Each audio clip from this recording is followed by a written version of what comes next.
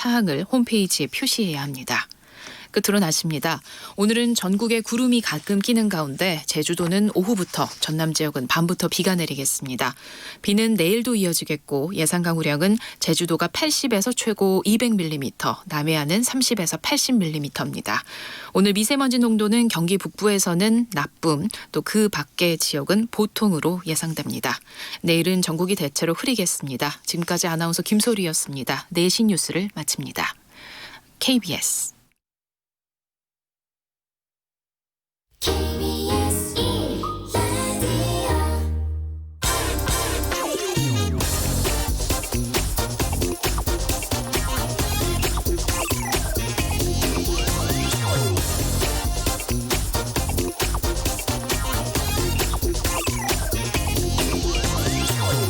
네, 지난해 워싱턴포스트의 칼럼니스트 로버트 사무엘스는 선진국들이 스스로 그들의 미래를 미리 알고 싶다면 일본을 봐라. 그럼 별로 좋아 보이지 않을 것이다. 이렇게 말했죠. 인구 감소, 고령화로 국가 경제가 쇠망하고 있는 일본처럼 되지는 말자는 이야기였습니다. 세계적인 투자자 짐 로저스도 비슷한 이야기를 했습니다. 일본이 선택할 것은 아이를 더 낳든지 이민을 받아들이든지 아니면 서서히 쇠망해 가든지 이 세 가지 선택지밖에 없다는 겁니다. 중국이 경제적으로도 미국을 따라잡지 못한다고 주장하는 학자들이 내세우는 근거도 인구입니다.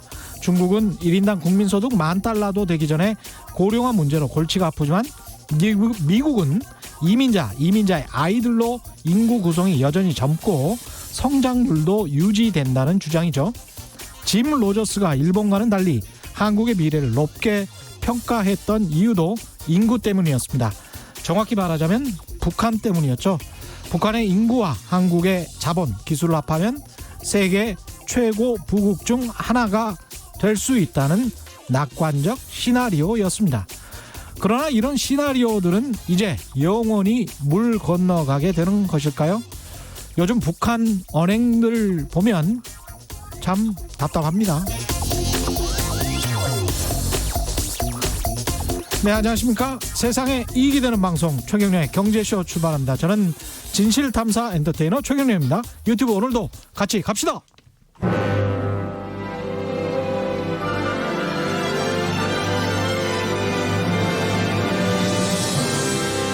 이슈 심화 토론.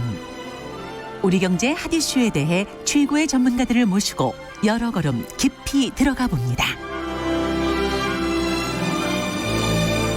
네, 어제 개성 남북 공동연락소 사무소 건물이 폭파됐습니다. 오늘은 북한이 금강산 관광지구와 개성공단 비무장지대 내 감시초소에 군부대를 재주둔시키고 서해상의 군사훈련도 부활시키겠다는 소식이 들려오고 있죠. 방금 전에는 통일부 장관이 사의를 표명했다. 이런 뉴스가 들려왔습니다. 코로나19 사태를 극복하는가 싶더니 남북 문제가 다시 한국 경제의 암초로 등장하는 느낌입니다. 상황이 어떻게 되어가는 걸까요? 전문가분들과 자세히 이야기 나눠보겠습니다. 오늘 함께 하실 분들입니다. 박종철 경상대학교 교수 나오셨습니다. 안녕하십니까? 안녕하세요. 네. 그리고 북한 경제 전문가 김영희 KDB 산업은행 선임연구위원 나오셨습니다. 안녕하십니까? 네, 안녕하세요. 예. 아이, 북한 왜 이러는 겁니까 갑자기? 그냥 일반 시청자들 입장에서는 갑자기인 것 같아요. 느닷없이 왜 그런데 분명히 이제 전문가들이 봤을 때는 뭔가 전조가 있었을 거 아닙니까? 예? 예, 그 원인을 크게 한 3가지 정도로 예. 우리가 분석해 볼 수가 있었습니다. 예. 뭐 직접적인 원인이 있고 하나는 이제 내부 정치가 작동이 되고 있다. 세 번째는 우리가 그 남북 정상 간에 합의한 것을 지키지 않고 있다. 이런 문제들이 있겠죠. 예.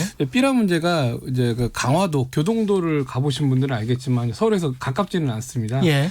거기에서 이제 북측으로 날리면은요 멀리 날아가지는 못하고 이제 많은 그 삐라들이 남측으로 오지만 일부가 접경 지역에 뿌려지는 것은 사실입니다. 아, 그렇군요. 예, 근데 이제 삐라 직접적인 이유가 그러니까 삐라입니까? 예, 직접적인 이유가 이번엔 삐라입니다. 예. 근데 이제 삐라의 내용이 이제 뭐 많은 시청자들이 보셨겠지만은 이제 그 김정은 위원장과 리설주 여사를 이게 성적인 대상으로서 약간 그 미국에 있는 이런 그 음란물처럼 묘사를 했고 김정은 위원장과 리설주 여사를 그다음에 리설주 여사의 과거에 대해서도 좀 허위 사실을 많이 이렇게 많이 이렇게 넣습니다. 아니 그러면 이게 무슨 뭐 정말 찌라시가 되는 엘로우 잡지 같은 것을 만든 거죠. 예, 그래서 이제 이것을 이제 습득한 주민들이 이제 매우 불쾌하게 생각을 했고, 예. 뭐 우리도 삐라나 전단지를 주우면 이제 신고를 하게 돼 있는데 북한도 마찬가지입니다. 신고하는 과정에서 이게 이제 전단의 내용들이 많이 퍼져 나갔습니다. 예. 잘 아시겠지만 북한도 지금 스마트폰, 휴대폰이 굉장히 많이 퍼져 있고, 예. 또 이게 제가 봤을 때는 일부 이제 보고 과정에서 과잉 충성이 있었습니다. 예, 이제 부풀리기 해서 이제 그 보고하는 거죠. 이 과정에서 북한의 중앙에서 통제할 수 있는 수준을 넘어서면서 중앙에서 이 전단을 갖다가 대대적으로 북한 내부에 공개를 하고 또 대대적으로 이 삐라를 갖다가 문제가 있다라는 이런 그 뭐랄까요 군중 집회까지도 이렇게 진행을 하고 있는 상황이 돼버렸습니다. 그럼 군중들에게 이미 보여버린 거네요. 네, 그러니까 이런 저급한 내용을 뿌리고 있다. 네, 이제 국제사회에서 이렇게 뭐 이게 인권이라든가 이런 무슨 북한의 경제 문제를 일부 뭐 그런 찌라시도 있겠지만은 예. 그런 게 아니라 이게 북측에서 봤을 때는 이 최고 지도자를 모욕하는 이런 것을 뿌리고 있다라고 이야기를 했습니다. 근데 문제는 이제 우리 측의 대응이 되겠죠. 예. 이번에 이제 이재명 지사가 대응한 것을 보면은 현행법 가지고도 현행범으로 체포를 할 수 있다라고 했어요. 예. 그런데 4.27 그 정상 간의 합의를 보면은 이 전단지라든가 또는 그 이 확성기를 더 이상 상호 보내지 않기로 약속을 했습니다. 예. 그럼에도 불구하고 이걸 계속 보냈다라는 게 문제가 되는데 어떤 게 또 하나의 문제의 지점이냐면은 이러한 전단지는 이명박 박근혜 정부라는 대립적인 보수 정권에서도 규제를 했거든요. 그런데 이게 왜 그 이재명 지사의 말대로 현행법으로도 충분히 통제가 가능합니다. 예. 또 그 강화도 교동도를 가보신 분들은 알겠지만 이게 민통선 내부이기 때문에 예. 이게 들어갈 때 민간인들이 신분증과 물품 검사를 합니다. 이게 군에서도 이걸 다 본 거예요. 예. 그러니까 이제 북측에서는 남북 합의를 이게 묵인을 했다. 남측이 이행할 수 있는 쉬운 건데 이걸 어겼다라고 해가지고 이것에 대해서 굉장히 이게 분노를 했고 북한의 내부 정치도 작동을 한 건 사실입니다. 네. 이게 지금 내부 정치 이야기를 좀 더 깊숙하게 들어가기 전에 삐라 같은 경우는 특히 이제 김영희 선임 연구위원은 그쪽에서 오셨으니까요. 훨씬 더 잘 알 것 같아요. 그 분위기를. 네. 그 탈북자들의 분위기는 어떻습니까? 이 삐라에 관련돼서. 삐라 관련해서는 예. 지금 지금 탈북자 속에서도 의견이 좀 엇갈리긴 하지만 예. 대부분의 탈북민들 같은 경우는 삐라가 들어가서 이것이 삐라를 뿌리는 것은 김정은 뭐 위원장 비롯해서 북한 주민들이 알 권리, 그러니까 이게 삐라를 통해서 북한 주민들이 알 권리를 우리는 정보를 알 권리를 위한 정보를 제공해 준다라고 예. 하고 삐라를 뿌리는 거죠.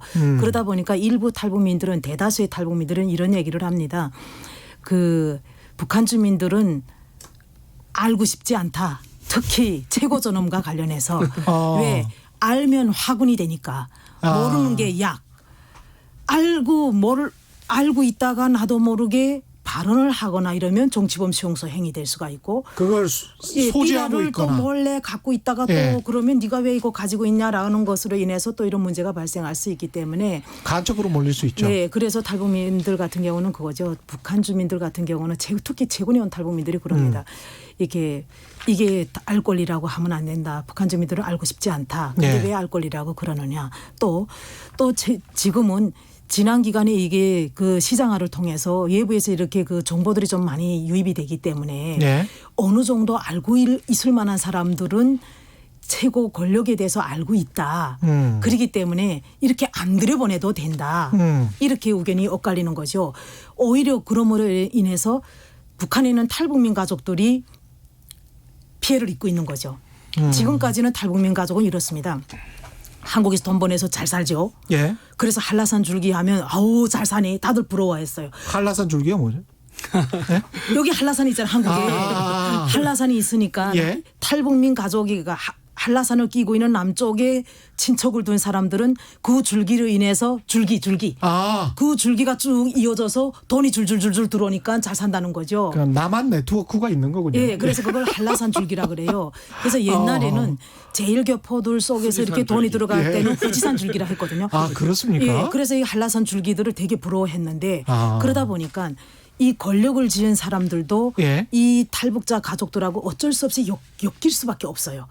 그래서 지금 비호를 받았죠. 사실은 뒤에서 아, 암묵적으로 비호를 받았죠. 돈 때문에? 그렇죠. 돈을 주고 이렇게 하다 보니까 비호를 받았는데 예. 그리고 돈 가지러 오려면 국경지대까지 와야 돼요. 평양 사람도 국경으로 와야 되고 저 평안남도 사람도 국경으로 와야 되고 이렇게 오려면 예. 국경지대로 가려면 여행 증명서에 파란 줄 쭉 띄운 것을 갖고 와야 됩니다. 예. 근데 그 국경까지 친척도 없는데 여행 중에서 누가 떼주겠습니까? 그렇죠. 다 돈 주고 지금까지는 가능했거든요. 아. 그런데 지금은 탈북자 이 인간 쓰레기 예. 인간 쓰레기 탈북자도 처단하라 그러는데 누가 거기서 이제 여행증 떼주며 누가 비호를 해주며 예. 절대 그렇게 할 수가 없는 거죠. 그러니 남한의 탈북민들하고 북한의 탈북민 가족들하고 이제는 연계도 거의 많이 감소될 것이다. 지금까지는 전화 통화도 하고 소식도 전하고 이랬는데 그래서 탈북민을 통한 정보 유입도 되게 어려울 것이다라는 생각이 들고요. 또 한국에 있는 탈북민도 마찬가지입니다. 예. 여기서 내가 발언을 잘못하거나 행동을 잘못해서 그게 또 이제 언론지상에 오르내리면 북한에 있는 가족 찾아가지고 또 가족들이 또 위해가 되거든요. 예. 그러니까 양쪽이 다 어려움에 처하는데 그냥 여기서 조용히 잘 적응해서 잘 먹고 살면서 북한에 돈을 보내서 북한 가족도 잘 살면 되지. 예. 왜 굳이 알고 싶다는 정치적인 문제를 건드려가지고 북한에 있는 가족도 어렵게 하나. 정치적으로 라는 게, 위험하게 하는가. 예, 그런 것들이 의견이 있습니다. 생각해 보니까 우리 70년대 우리도 이제 비슷한 그 상황일 때 북한의 삐라를 소지한 사람들이 잘못 간첩으로 몰리고 그랬던 적이 있었던 것 같습니다. 그러니까 그러니까 이 공포스럽겠네요, 그게. 이 전단이라는 게 예. 이게 뭐 이 전단 문제가 뭐 그렇게 심각하기 전에는 북한 사회 자체에서 탈북자에 대한 이미지가 그렇게 더 이상 나빠지지는 않았어요. 왜냐면 수시로 연락도 되는 상태고 예. 또 이게 먼저 온 통일이라고 우리 남쪽에서도 굉장히 환대했지만은 북에서도 정보하고 이게 돈이 유통이 되는 구조가 되는 거잖아요. 어쨌든 예. 간에.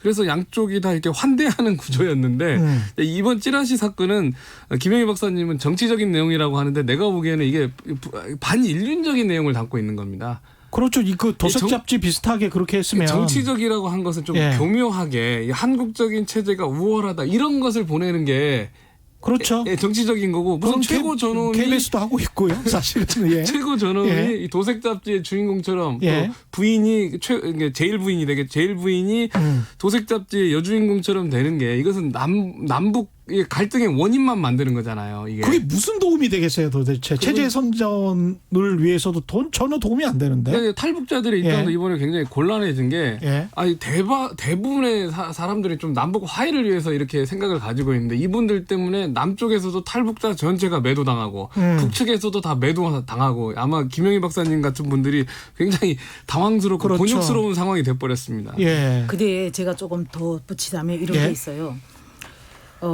이게 이럼에도 불구하고 최고 존엄을 모독하고 이랬음에도 불구하고 북한이 한국하고 그냥 노동신문에 실리지 않고 예.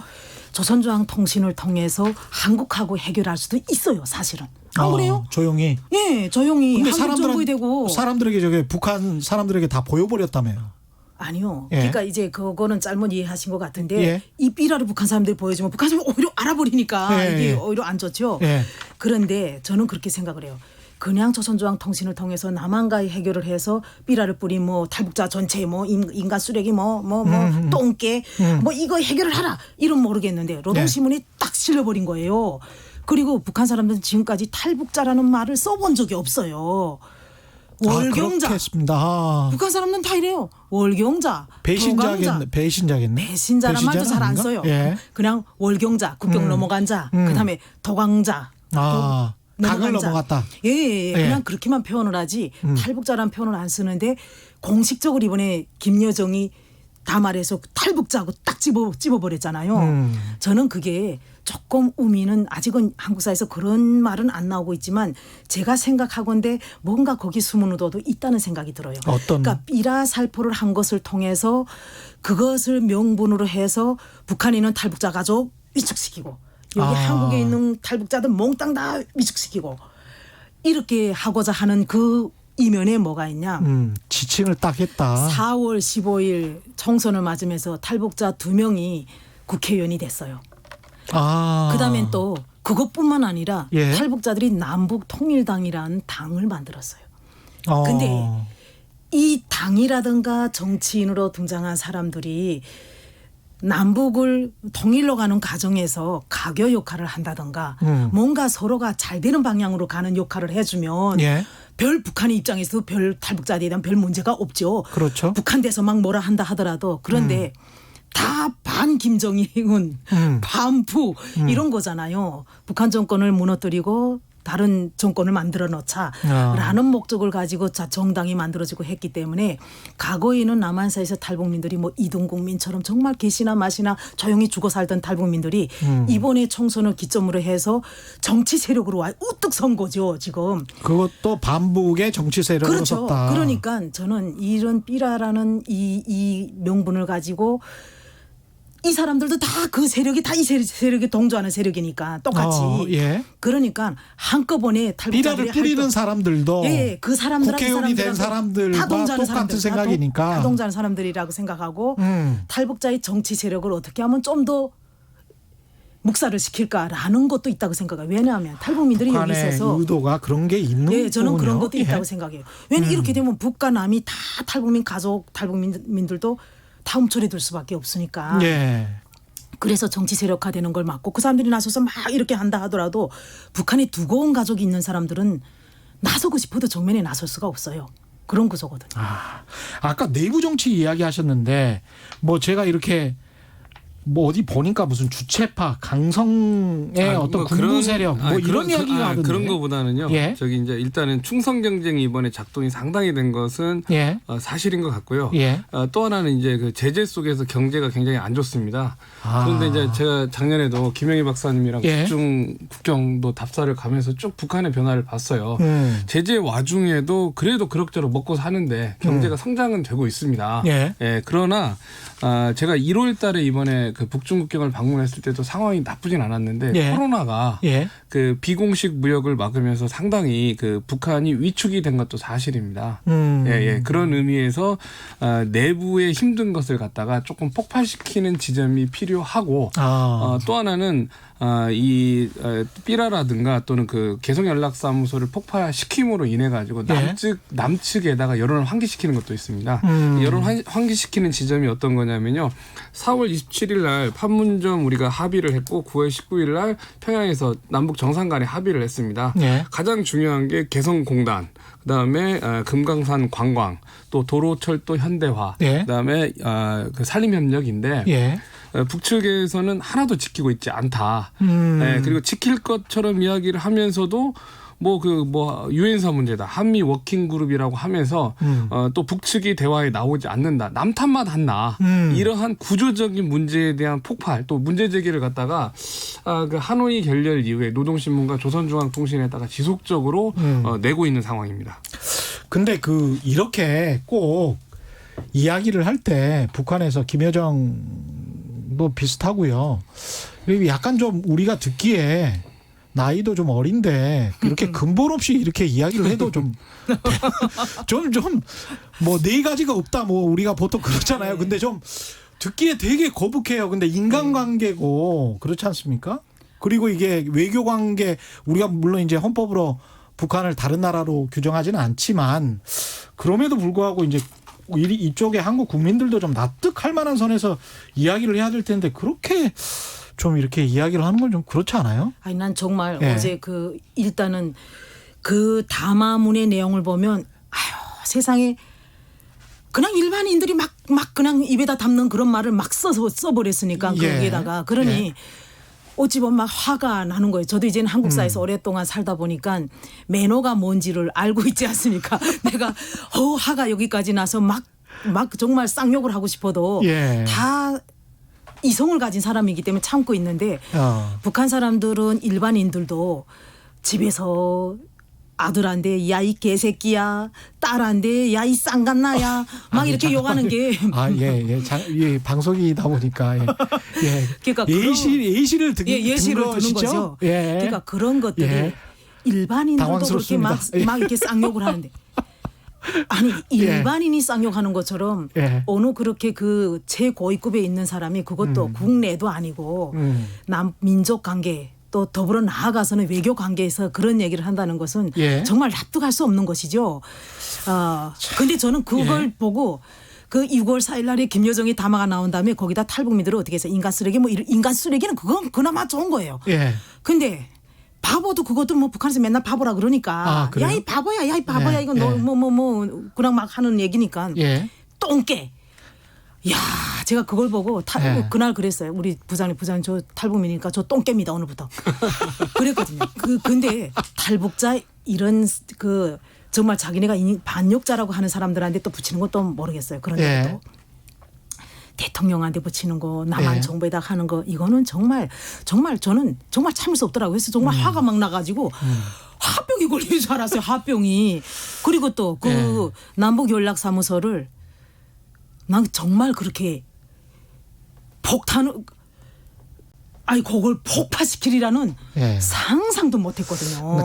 폭파도 이거는 좀- 이성을 못 가졌다고 생각을 해요. 예. 네, 이제 이것은 이제 우리가 예. 이유나 원인을 분석을 해야지. 예, 이유나 원인으로 예, 가시죠. 예. 기성희 박사님 평소에는 예. 원산 경제대학이라고 예. 중앙급 대학의 아주 최고 엘리트세요. 그럼요. 그리고 이제 예. 거기 나오신 분 중에 뭐 예를 들어 김일성 대학 교수로 간다거나 예. 아주 엘리트신 남북을 다 아시는 분입니다. 네, 예. 아주 그다음에 그래서 남북 초대- 화해론자랍니다. 그렇죠. 예. 근데 불구하고 많이 화가 나셨는지 평소 논조하고는 굉장히 다르게. 지금 화가 너무 나서 잠을 못 자겠다니까. 예. 근데 이제 김여정이 왜 이번에 나왔느냐라고 봤을 때 그 하노이 결렬의 책임이 김여정에게 상당히 있습니다. 이제 우리 측은 이제 평창 올림픽 때부터 김여정, 김영철이 남측에 내려와 가지고 예. 서훈 국정원장이나 정의용 정의용 그 안보실장과 주로 이제 남북의 평화 합의를 만들어낸 주역이기도 했습니다. 예. 우리가 잘 기억해 보면 2017년도에는요. 제6차 핵실험과 화성 15호형이 발사가 되면서 미국이 이거에 대한 응징으로서 남한 정부를 제외하고 이 단독 개전을 한다. 전쟁을 일으킨다라고 했습니다. 2017년 11월에. 예. 마쿠에서 김여정이나 김영철 또 서훈 원장 정의용 그 실장이 만나가지고 이러한 국면을 평화의 국면으로 전환을 시킨 이러한 이제 평화의 설계자들이 됐습니다. 우리 예. 문 대통령이 주도를 했지만은요, 물론. 예. 이제 김여정 그 부부장으로서는 서훈 원장이나 정의용 실장을 굉장히 믿었잖아요. 예. 그리고 우리 측에서는 그 당시에 중재자를 자처하면서 북미 사이에 우리 측의 제안에 의해 가지고 하노이에서 담판을 짓기로 했어요. 그런데 이제 담판 결렬이 됐는데 상당히 이제 물론 트럼프와 특히나 이제 볼턴 보좌관의 잘못은 있겠지만은 우리 측의 잘못이 없다고 볼 수도 없습니다. 한국 측에. 예. 그리고 김여정과 김영철은 한 1년 동안에 매스컴에 거의 나오질 않았습니다. 우리가 보면은 경질이 되고 문책을 당한 거예요. 1년 사이에. 게다가 망신을 당했겠네요. 안에서. 예. 상당히 그 내부 비판이 있었겠죠. 예. 그러다가 작년 연말 올 초부터 이제 서서히 나타나면서 김여정이 그 남북 대화파라고 우리가 어떤 사람들은 그렇게 이야기하는데 대화파가 아니라 이제는 그 대북 강경한 입장. 에서 민족 주체적인 게 뭐냐 약속 이행에 대해서 집요하게 그 성명 담화를 발표하고 있습니다. 그러니까 오히려 본인은 더 강경하게 나가야 될 이유가 있네. 그렇죠. 이제 실세로서의 책임도 짓는 의식이 있는 겁니다. 그 이유 중에 하나가 뭐냐면은 김여정이 이제 내부의 많은 그 분노의 지점들을 억누르는 지금 역할을 하고 있습니다. 예. 우리가 보기에는 강성 발언을 하는 것처럼 보이지만은 내부 정치에서는 훨씬 더 군이라든가 이런 데서 많은 압박을 하고 있어요. 현재 이제 원래는 군에서 현재 금강산 지구라든가 예. 개성에 대한 북한 말로 하면 자기들의 주권 회복이 되겠죠. 예. 지금 군대를 빨리 집어넣으라고 하는데 그나마 지금 막고 있고 예. 개성 연락사무소 폭파와 같은 단계적인 조치를 취하는 게 지금 브레이크를 걸고 있는 게 김여정이 아닌가라는 않을까라고 생각이 되는데 아. 지금 여지가 남아 있는 거예요. 다시 예. 말하면은 지금 최고의 실권은 김정은 위원장이 가지고 있는데 지금 그렇죠. 남아 있는 게 특사 카드하고 지금 그 남북 정상회담 카드가 남아 있기 때문에 김정은 위원장이 지금 그 보호하는 역할들을 이게 악역하고 이렇게 그 좋은 역할, 국가 배드캅 역할을 좀 분리하는데 김여정이 이제 국합에서 배드캅, 좋은 경찰에서 나쁜 경찰 역할을 하는 걸로 보여집니다. 아, 그렇구나. 이게 어떻게 보면 트럼프와 볼튼의 역할처럼 볼튼이 막 강경하게 나왔었던 것처럼 지금 김여정이 그런 역할을 하고 있는 거네요. 예, 예. 예. 그다음에 이제 개성 연락소 문제는 지금 우리 측 관측에 의하면 6월 초부터 군인들이 좀 왔다 갔다 한 것 같고 예. 6월 14일 날 이제 국방부 발표에 의하면 확실하게 폭발을 하려고 이게 준비하는 게 우리 측에 관측이 됐어요. 예. 이 지점에서는 우리 측의 외교안보 라인도 상당히 문제가 있었던 것 같아요. 예. 북측이 강경 발언을 하는 과정에서도 일정한 대응을 하지 않았습니다. 성명서도 이렇게 정밀한 그런 성명서가 나온 것도 아니라고 봅니다. 예. 근데 하노이 결렬 이후에 1년간 우리 측이 뭘 했나도 고민해 볼 필요가 있습니다. 그러네요. 예, 북측이 예. 말한 대로 한미 워킹그룹 유엔사 탓을 많이 한 것도 사실이고 북측 탓을 했는데 사실은 이게 이제 그 남북 사이 한 약속입니다. 특히 예. 전단지 같은 경우에는 한미 워킹그룹하고 아무 관련이 없습니다. 그렇죠. 이재명 지사 말대로 그냥 그 현행법만 가지고도 충분히 통제가 가능한 건데 안 했다라는 지점이 있습니다. 남북 사이에서 할 수 있는 것을 안 했다. 예, 예. 그래서 그 이제 북측에서 많은 이제 강경한 그 보고서들이 올라오는 과정에서 금강산이나 개성공단을 그 우리가 접수를 군에서 다시 하자라고 했는데 일단은 민간 자산을 일체 못 건드리게 하고 있습니다. 북측에서. 예. 예, 우리 민간인 남측의 그 대북 투자한 기업들의 자산을 못 건들게 하고 이게 뭐냐면은 개성 연락 사무소라는 게 사실은 현 외교 안보 라인의 아이디어에 의해서 만들어진 거거든요. 예. 그렇기 때문에 일단은 현 외교 안보 라인에 국한돼서 비판하는 방식입니다. 북한에. 아, 예, 근데 그래서- 민간 자산은 건드리지 않는다는 것은 아직까지도 여지가 있다. 예, 예. 7월 한 27일 종전 협정을 한 야. 날인데 예. 휴전이죠 우리로 말하면 예.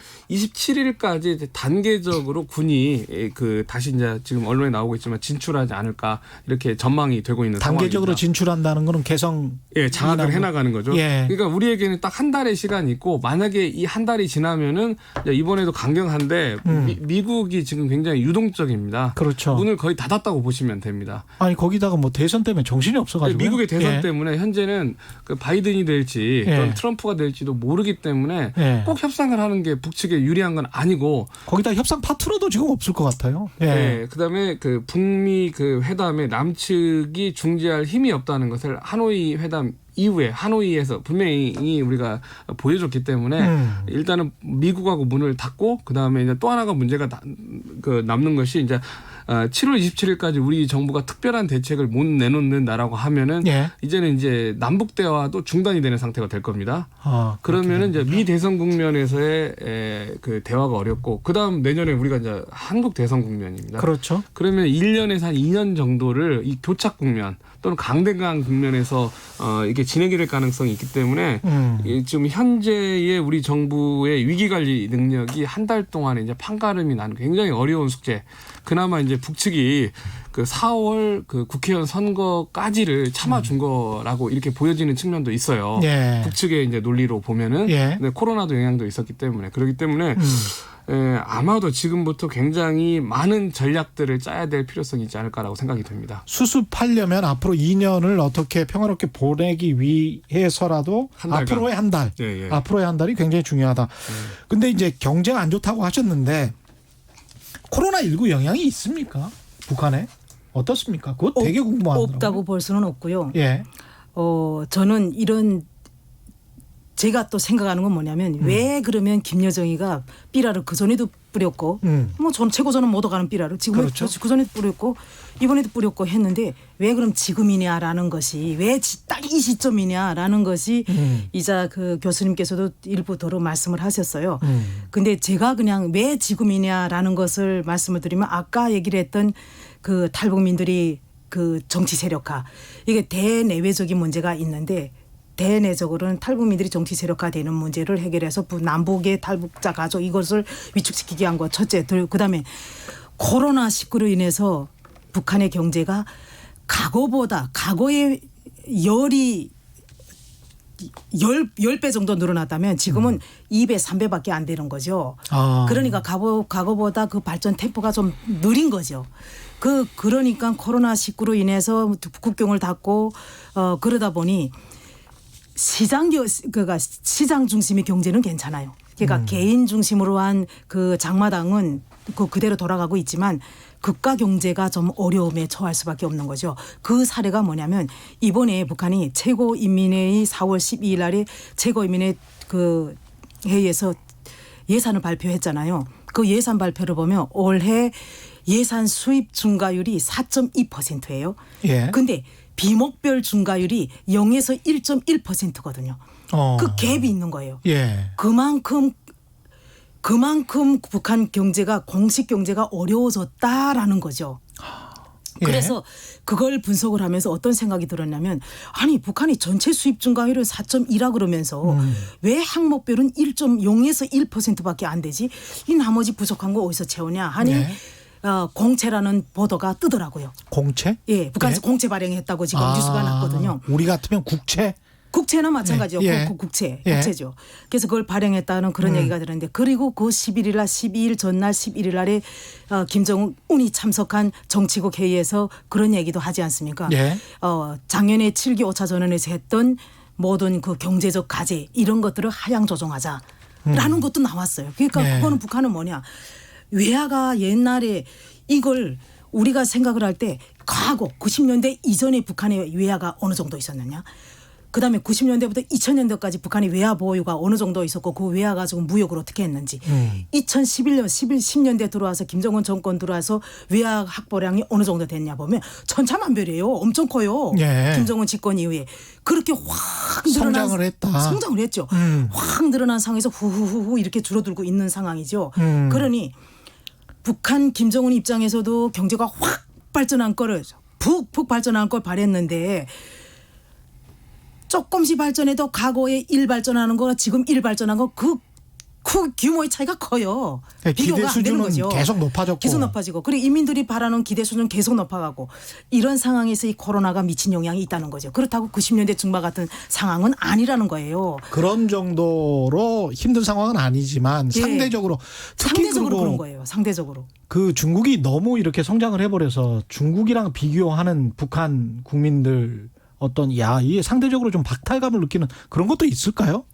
그거는 아직까지는 그런 건 아닌 것 같은데. 그 정도는 아니고. 너무 그 정도- 격차가 크기 때문에 너무 격차가 크기 예, 때문에 그거는 아닌 것 같은데. 근데 저는 그래서 이런 생각이 들어요. 만약에 예. 코로나19가 없었다면 예. 코로나19가 없었다면 예. 북한이 지금 남북 관계가 지금 이렇게 됐을까라는 걸 생각을 해봐요. 예. 왜 그런 생각을 해보냐면 올해 1월 달부터 북한은 정면 돌파를 하겠다고 그래 미국 맞짱 뜨면서 열심히 갈 거야 했는데 코로나가 확 덮친 거예요. 그렇죠. 코로나가 확 덮치다 보니까 국경을 차단해 관광객 안 들어가 외화 축소돼 하니까 하고 싶은 걸 다 못 하는 거예요. 그런데 남한 정부는 또 이렇게 하죠. 우리 계속 개별 관광도 하고 그다음에 뭐 이렇게 그 제재와 무관하게 할 수 있는 사업은 하겠다. 발표를 했어요. 근데 코로나 때문에 국경을 못 열어요. 못 들어와요. 이래도 저래도 안 돼요. 예. 경협은 이래도 예. 남북 간의 이래도 저래도 안 돼. 그러니 북한으로서는 코로나가 계속 장기화되는 속에서 이 기간을 어떻게 하면 벌어볼까. 이 기간 동안에 이때까지 합의를 하고 이게 이행이 안 되고 하는 게 4대 굴종 때문인데 이 기회에 이 4대 굴종 남쪽에 말만 하고 이행 안 하면서 이행 안 하는 것은 왜 안 하냐? 그게 4대 굴종 때문이다. 4대. 큰 사대주의. 나라에 큰 나라, 사대주의. 미국한테 미국한테 굴종한다. 그것 때문인데 그것을 어떻게 하면 해결해 봐야 되지 않을까. 그래서 코로나 위기가 어느 정도 물러가면 그때는 어차피 경협이나 이런 것들이 이루어져야 되니 예. 그런 과도기라고 생각하지 않았을까. 그러면서 북한 내부 결속시키는 문제. 코로나 때문에 어쨌든 김정은 위원장이 정면 돌파하면서 노동당 75돌 맞으면서 경제를 어느 정도 해서 잘 먹고 좀 잘 살게 해줘야 되는데 이거 안 되지. 예. 하니 내부를 결속시킬 낼 위기 그 상황이 왔고 또 김여정이 위상을 제고시켜야 되는 시점도 오지 않았나라는 생각이 들었어요. 북한은 지금까지 북한 주민들이 공식적으로 김정은이 동생이야라는 걸 발표한 적은 없어요. 그래요? 없죠. 절대 없어요. 그런데 북한 사람들은 아름아름해서 알죠. 근데 그때 지금까지는 저 젊은 여자가 어떻게 부부장 이렇게만 생각을 했는데 그렇군요. 이번에 확실히 알은 거죠. 이번에 김여정이 지시 이것을 모든 북한의 군부라든가 다른 뭐 대적 관련 기관들이 다 이행을 하고 이런 걸 통해서 김여정은 김경희와 같은 존재네.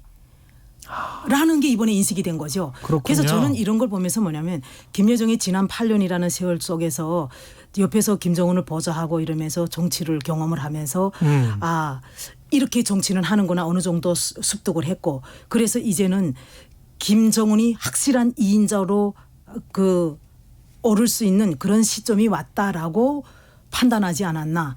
그래서 김여정이 나서서 뭐 악욕을 하고 있지만 북한 내부에 김여정을 공식적으로 알리고 김여정이 지시라고 하고 이렇게 한 것은 옛날에 김일성하고 김정일하고 같이 2인 통치했잖아요. 그다음에 또 그 이후에는 김정일 시대에 들어서는 김정일하고 김경희. 그다음에 지금은 김정은이 혼자였죠, 사실은.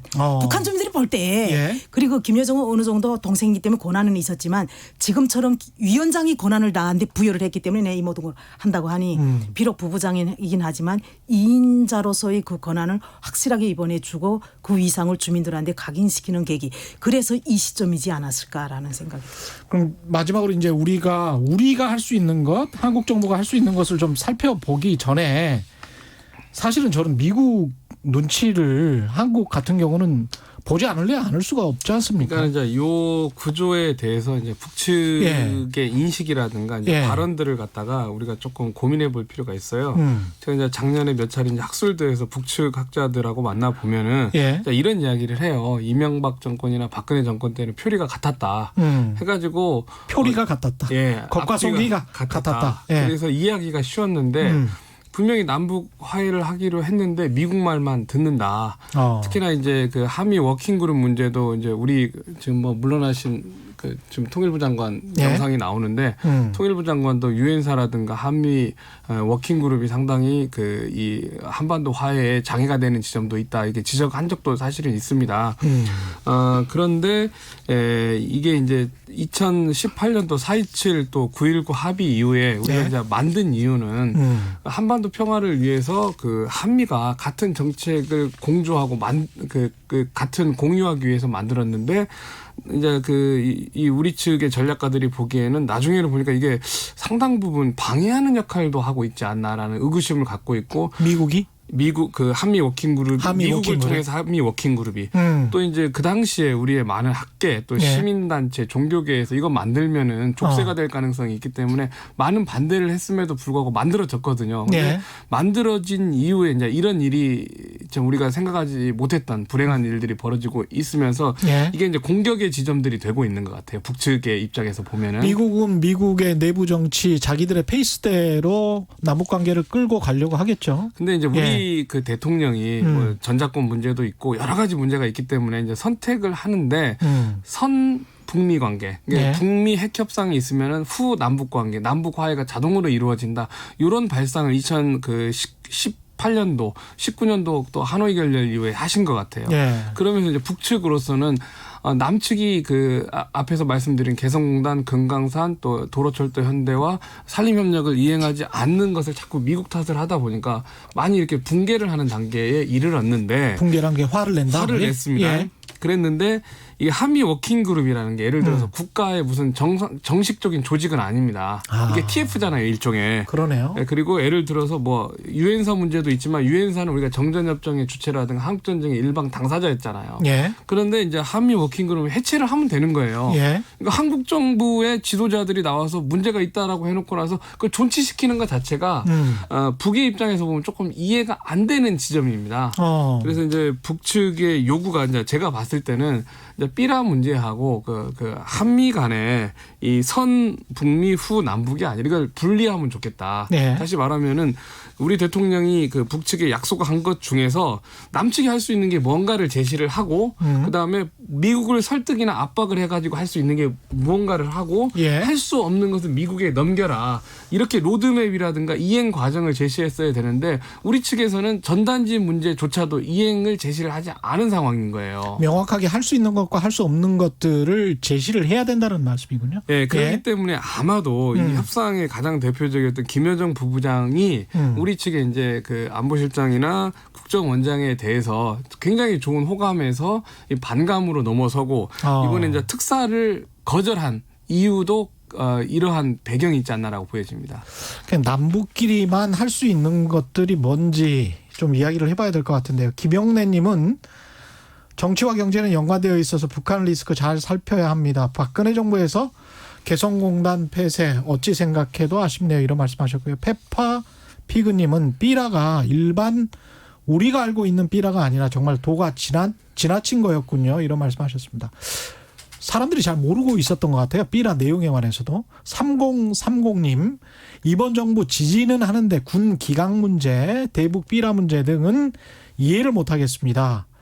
그러니까 이제 일부 국민들의 의견일 수도 있겠습니다만 이렇게 생각하시는 분들도 있는 것 같습니다. 그러니까 정부가 그냥 할 수 있는 것은 하면 되는 거 아니냐. 그러니까 각 부처에다가 로드맵을 제시해라, 실천 방안을 제시하라고 하는데 현 정부가 보면은 자꾸 새로운 아이디어를 각 국제기관이라든가 각 기관들에다 내라고 그래요. 그래서 아이디어를 내는 거 보면 답답한 게 뭐냐면은 지금 실천도 안 되고 있는 상황에서 2032년에 올림픽을 하겠다라든가 남북 서울 평양 올림픽을 하겠다라든가 DMZ 평화공원을 만들겠다. 이게 이제 현재는 정권이 다르잖아요. 보수 정권하고 민주 정권이. 그렇죠. 근데 이거 박근혜 정권에서 했던 북측에서 좀 기겁해 했던 정책이 다시 올라간 거예요.